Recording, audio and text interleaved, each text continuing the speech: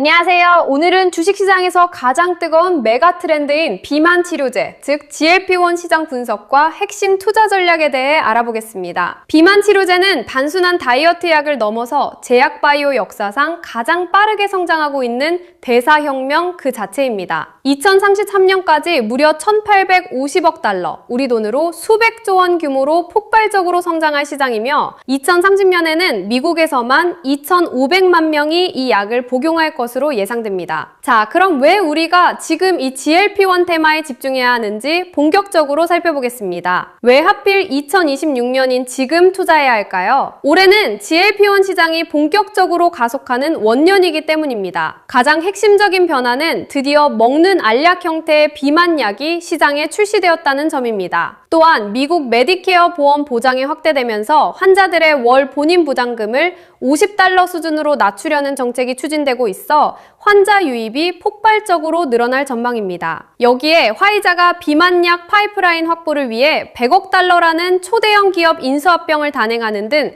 시장 선점 경쟁도 치열합니다. 이제 비만약은 심혈관, 당뇨, 수면 무호흡증까지 한 번에 치료하는 만능 대사혁명으로 진화하고 있습니다. 시장이 얼마나 큰지 감을 잡아볼까요? 세계보건기구에 따르면 전 세계 성인의 40% 이상이 과체중이거나 비만입니다. 특히 미국은 성인의 42%가 치료가 필요한 임상적 비만 상태이며 미국 전체 의료비의 10% 이상이 비만과 관련된 질환에서 빠져나가고 있습니다. 미국에서만 약 1억 명 이상이 잠재적인 치료 대상인데 아직 실제로 약물 치료를 받은 사람은 극소수에 불과합니다. 이는 앞으로 약이 팔려나갈 빈 공간, 즉 시장 침투율이 무궁무진하다는 것을 의미합니다. 시장 성장 속도는 그야말로 경이롭습니다. 골드만삭스와 JP모건 등 글로벌 금융사들의 예측에 따르면 2025년 630억 달러였던 비만 치료제 시장은 2033년에 1,850억 달러로 3배 가까이 치솟을 전망입니다. 비만 특화 GLP-1 시장의 연평균 성장률은 무려 23.1%에 달하죠. 이미 일라이릴리의 비만약인 티르제파타이드는 출시 9개월 만에 395억 달러의 매출을 올리며 세계 최고 매출 의약품으로 등극했습니다. 이 폭발적인 우상향 곡선을 우리는 절대 놓치지 말아야 합니다. 그렇다면 이 GLP-1이라는 약은 우리 몸에서 어떻게 작동하길래 이렇게 열광하는 걸까요? 식사 후 장에서 분비되는 호르몬을 흉내내는 방식입니다. 인슐린 분비는 늘리고 혈당을 높이는 글루카곤은 억제하며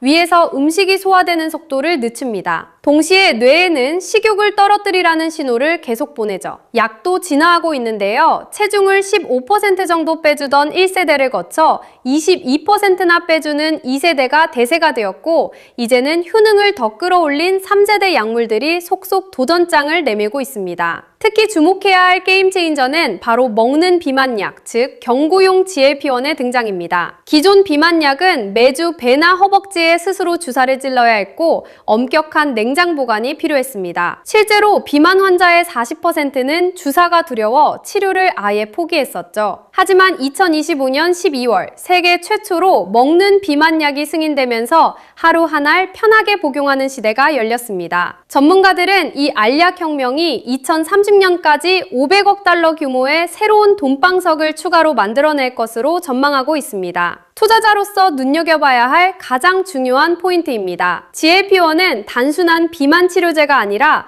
우리 몸의 각종 대사질환을 고쳐주는 전방위 대사 플랫폼입니다. 대규모 임상시험을 통해 심장마비 같은 심혈관 위험을 20%나 줄여준다는 것을 증명했습니다. 게다가 제2형 당뇨는 물론이고 조만간 승인될 지방간 치료, 그리고 수면 무호흡증과 만성 심장병까지 억제해줍니다. 심지어 알츠하이머 같은 뇌질환에도 효과가 있는지 연구가 진행 중이죠. 이렇게 만병통치약처럼 여러 질환을 한 번에 예방해주니 정부와 의료보험사들이 전폭적으로 지원할 수밖에 없는 겁니다. 이 거대한 테마에 어떻게 투자하면 좋을까요? 종목 고르기가 어렵다면 ETF가 훌륭한 대안입니다. 공격수인 OZEM과 수비수인 HRTS를 비교해 보겠습니다. OZEM은 비만 치료제를 직접 만드는 회사들의 80% 이상 집중 투자하여 일라이릴리와 노보노디스크 비중이 매우 높습니다. 변동성은 크지만 순수하게 비만약의 고속 성장을 누리고 싶은 분들께 맞습니다. 반면 HRTS는 배사질환 관련 거대 제약사와 의료기기 회사 등을 폭넓게 담고 있어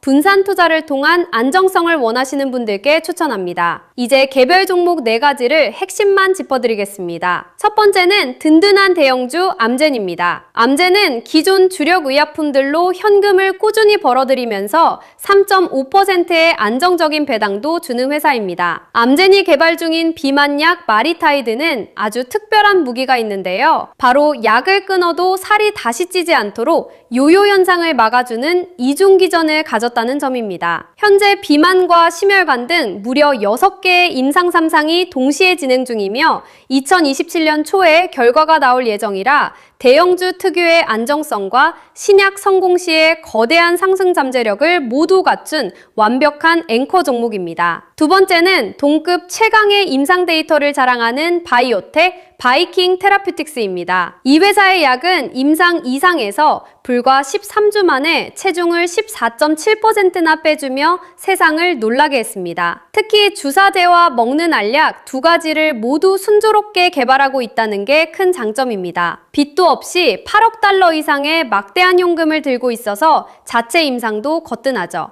월가 애널리스트 대부분이 매수를 추천하며 현재가 대비 거의 200% 가까운 상승 여력을 봅니다만 임상 3상이 실패할 경우 주가가 급락할 위험도 있으니 전체 투자금의 5%부터 10% 이내로만 비중을 관리하시는 것이 좋습니다. 세 번째는 먹는 비만약의 다크호스, 스트럭처 테라피틱스입니다. 이 회사의 가장 큰 매력은 먹기 편하다는 겁니다. 다른 알약들과 달리 빈속에 먹거나 물을 많이 마셔야 하는 등 음식 제한이 전혀 없고 하루 한 알만 먹어도 16%나 살이 빠지는 탁월한 효능을 입증했습니다. 현금도 14억 달러나 넉넉하게 보유하고 있죠. 워낙 먹는 약의 기술력이 뛰어나다 보니 화이자나 아스트라제네카 같은 거대 제약사들이 눈독을 들이는 가장 강력한 인수합병, 즉 M&A 타깃으로 꼽히고 있어 큰 프리미엄을 기대해 볼 수 있습니다. 네 번째 종목은 덴마크의 파이프라인 명가 질랜드 파마입니다. 비만약의 골칫거리인 심한 구역질 같은 위장 부작용이 가짜약 수준으로 거의 없고 근육량은 지켜주는 환상적인 기전의 신약 페트렐린타이드를 개발 중입니다. 글로벌 대형 제약사인 로슈와 손잡고 올해 하반기에 임상 3상에 돌입하는데요. 이때 무려 7억 달러의 뭉칫돈이 들어올 예정입니다.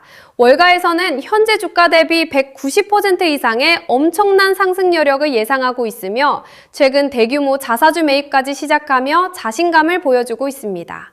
바이오 투자의 꽃은 바로 인상 발표 일정, 즉 카탈리스트를 따라가는 겁니다. 보시는 것처럼 올해 상반기에는 질랜드와 스트럭처 테라퓨틱스의 훌륭한 초기 결과들이 나왔고요. 하반기에는 정말 굵직한 이벤트들이 줄줄이 대기하고 있습니다. 질랜드 파마와 바이킹 테라퓨틱스의 임상 3상이 본격적으로 시작되고 암젠의 마리타이드 중간 데이터도 발표됩니다. 연내에는 일라이릴리의 먹는 비만약 FDA 승인 여부도 결정될 예정입니다. 보통 이런 데이터가 발표되기 4주에서 6주 전부터 기대감에 주가가 오르는 경향이 있으니 이 캘린더를 캡처해 두시고 투자 타이밍을 잡아보세요. 그럼 이 종목들로 어떻게 그릇을 짜야 할까요? 피라미드 형태의 코어 위성 전략을 가장 추천합니다. 전체 자산의 40%부터 50%까지는 오잼이나 HRTS 같은 ETF로 든든하게 중심을 잡아 리스크를 분산합니다. 그리고 20%부터 30%까지는 일라이릴리, 노보노디스크, 암젠 같은 앵커 대형주에 투자해 안정성을 높입니다. 마지막 20%부터 30%까지 정도만 바이킹, 스트럭처, 질랜드 같은 고수익을 노릴 수 있는 바이오텍에 위성처럼 분산 배치하는 겁니다.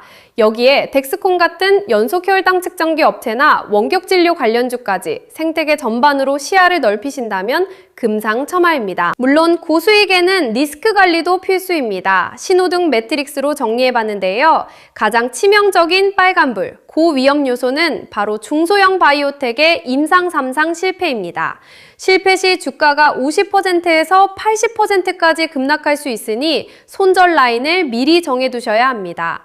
또한 노인층의 근육 손실 문제와 2026년 중국과 인도에서 특허가 만료되며 쏟아질 복제약 경쟁도 주의 깊게 살펴봐야 할 중위험 요소입니다. 하지만 먹는 알약 시장의 확장과 메디케어 보장 확대, 그리고 AI 신약 개발이라는 초록불, 거대한 기회 요인들이 이런 리스크를 덮고도 남을 만큼 매우 강력하게 작용하고 있습니다. 마무리하겠습니다. 핵심 메시지는 단 하나. GLP-1 시장은 이제 시작에 불과하다는 것입니다. 단순한 비만 치료를 넘어서 온갖 대사질환을 아우르는 맞는 플랫폼으로 진화하고 있습니다. 특히 먹는 약의 등장과 메디케어 보장이 겹치는 2026년은 시장의 판이 폭발적으로 커지는 진짜 변곡점입니다. ETF로 코어를 튼튼히 하고 대형주로 앵커를 내린 뒤 유망 바이오텍의 임상 이벤트와 M&A 프리미엄을 공략하는 전략을 잊지 마시기 바랍니다. 단, 본 리포트는 투자 참고용이며 임상 단계의 바이오 투자는 변동성이 크다는 점을 염두에 두시고 현명하게 판단하시기를 당부드립니다. 끝까지 들어주셔서 감사합니다.